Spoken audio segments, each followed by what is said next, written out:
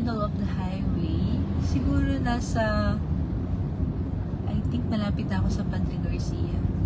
So, alam nyo ba guys, dati, nung nandito ako sa Batangas, wala pa yung Jollibee, wala pang McDo. Ngayon, sobrang dami ng mga store, like Jollibee, may Jollibee na sa Padre Garcia. Malapit na. Dati kasi malayo pa. So, pupunta ka pa ng Lipa. How many hours yung bibilangin mo kung paano ka makakapunta dun sa Lipa. So, pag magta-travel ka, 3 hours pag traffic. So, ngayon dito, malapit na. Ayan yung Jollibee, yung McDo. Ayan. So, makikita nyo. Dito, yung MUMA. Meron ding MUMA. So, yan. Ito, bagong tambayan. So, bago yan. Isa yan. Tapos, makikita nyo yung Jollibee dito. So, 24 hours siya. So, dito, madaming nagtatambay.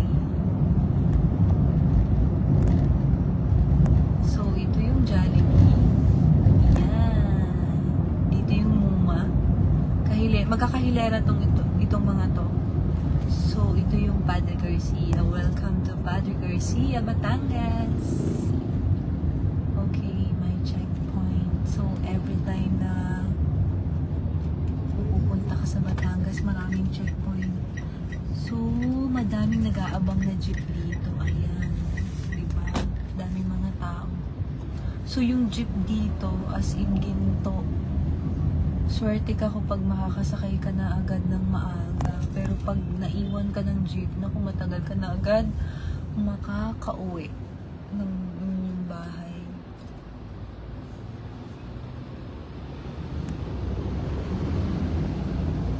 So, yan. Meron na ding Mercury drug na dati wala. Then, meron din ditong Andox. Siguro matagal na to. Andox, matagal na yan. So, dito pala yung yung masarap na halo-halo, yung sikat na halo-halo. Year, yan, dito, sa tapat na to. Yung malapit sa tapat ng Andox, yan, dito, as in dito. Ayan, makikita nyo, halo-halo. Sikat tong halo-halo na to, as in, maraming pumupuntang vlogger para lang makatikim ng halo-halo ng Padre Garcia. So, dito lang yan sa Padre Garcia. So, may 7-Eleven na 24/7 bukas. Ang madami dito Alphamart kesa 7-Eleven. Yan. So, we're going home na. Malapit na. Then, may Watsons. May Watson na. Ito yung bagong tayo na Watson. Then, ayan na. Alphamart. Kahit saan dito may Alphamart, after nito, meron din ulit Alphamart. So, ang daming Alphamart dito. So, hopefully, mapagpatayo tayo ng Alphamart. Okay.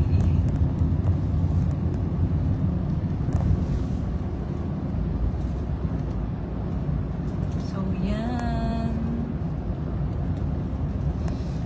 Malapit na tayo sa katotohanan. Malayo na. Pero malayo pa. Oh my God. So, dito may kainan na din. Alam nyo ba guys, na dati, ang lalayo pa ng school. So, pupunta ka dito sa may Holy Trinity. So, dito yan pupunta kaya. Ngayon, sobrang lapit na ng school. So, meron pala dito, pero public lang siya. Parang bawi ka mo, merong school. Pero may private din, which is Bixby. So, actually, yung Bixby, ngayon ko lang nalaman na sikat pala yung Bixby. Kasi, nung naghahanap si Janelle ng school, ng papasukan niya ng college, kilala yung Bixby. So, ibig sabihin, kapag nag-college ka, may 50% discount. Kaso may certain grade lang. So yeah, Bixby is one of the good school here in Padre Garcia, Batangas.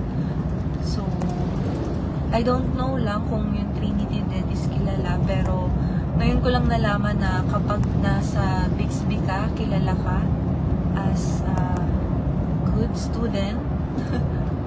Sana good student lahat yung mga estudyante ng Bixby, pero I believe kasi ang galing ng president nila doon. So, yeah, ito pala yung way papunta sa amin. So, yeah. So, malapit na.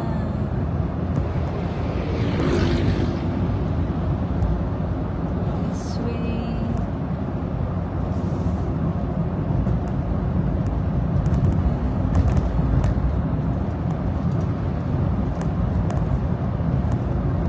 So, time check. Umalis ako sa office mga 4:12. So, ang dating ko dito is 7:37. Sa Padre Garcia na ako. So, 4, 5, 6, 7, almost 3 hours with kasama ng traffic, with traffic na